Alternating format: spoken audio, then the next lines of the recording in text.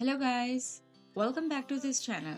If you can't watch my previous parts of this drama, then I'm giving the link in the description box. Episode के starting में हमें दिखाया जाता है कि डोर नॉक होता है तो बाई जोंग जी कहता है मैं जाके देख के आता हूँ कौन है।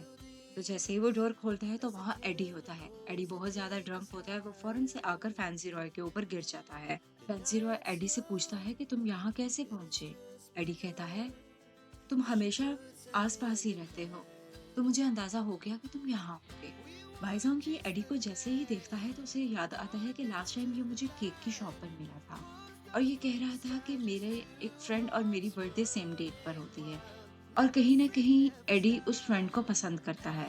बाइजोंग जी फैंसी रॉय से पूछता है क्या ये लड़का तुम्हारा फ्रेंड है, तो फैंसी रॉय कहता है हाँ। तो बाइजोंग जी को लगता है कि ये इसका लवर है और ये सोचते हुए बाइजोंग जी कुछ सोच में पड़ जाता है। फैंसी रॉय एडी को लेकर टेरिस पे आता है और दोनों बियर पीने लग जाते हैं। बाइजोंग जी एडी और फैंसी रॉय के लिए कुछ स्नैक्स लाता है। एडी बाइजोंग जी को देखते ही कहता है तुम तो वो बेकरी वाले लड़के नहीं हो। तो बाइजोंग जी कहता है हाँ मैं वही हूँ। तो एडी कहता है "ओ, अच्छा तो तुम यहाँ रहते हो।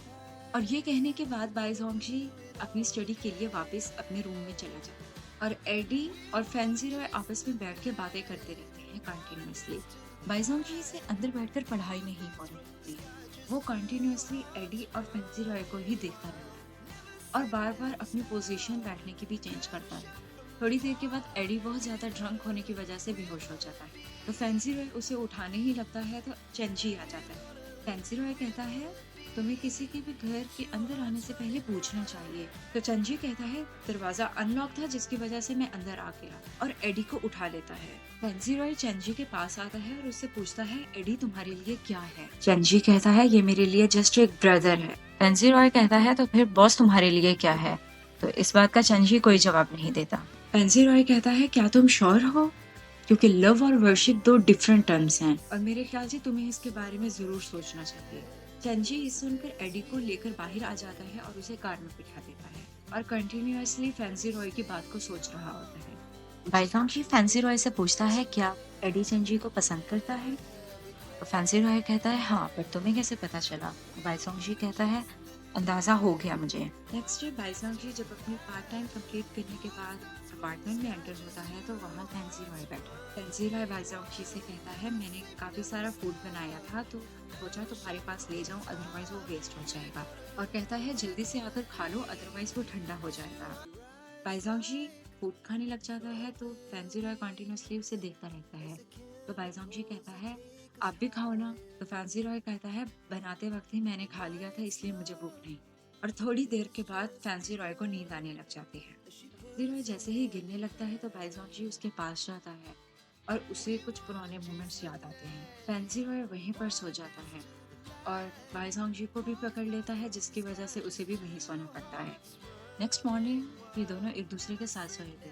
फैंसी रॉय नींद में ही बाइजोंग जी को प्लेयर देने लग जाता है। बाइजोंग जी की अचानक से आंख खुलती है और वो शॉक होकर वॉशरूम की तरफ भागता है और फैंसी रॉय भी उसी वक्त जागता है और सोचता है ये मैंने क्या कर दिया। नेक्स्ट सीन में फैंसी रॉय एडी के पास बैठा हुआ होता है और कंटिन्यूसली अपने हाथ को देख रहा होता है। एडी कहता है क्या हुआ।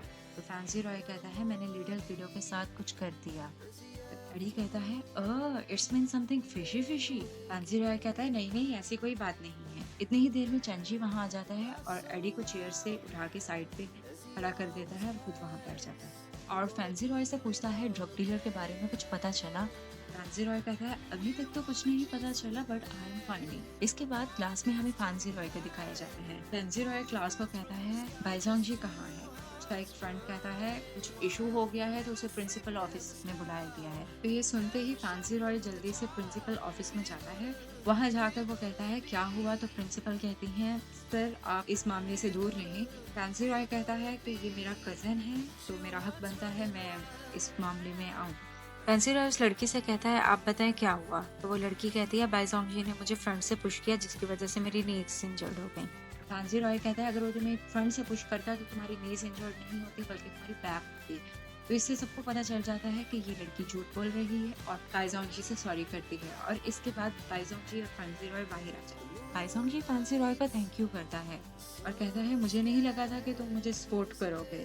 तो फैंसी रॉय कहता है उस सिचुएशन में लड़की गलत थी, तो मुझे पता था कि तुम इस तरह की गलत हरकत नहीं कर सकते, तो इसलिए मैंने सपोर्ट किया।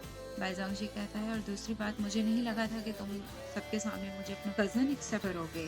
फैंसी रॉय कहता है एक्चुअली उस टाइम सिचुएशन ही ऐसी आ गई थी, मुझे तुम्हें सपोर्ट करने के लिए ये कहना पड़ा।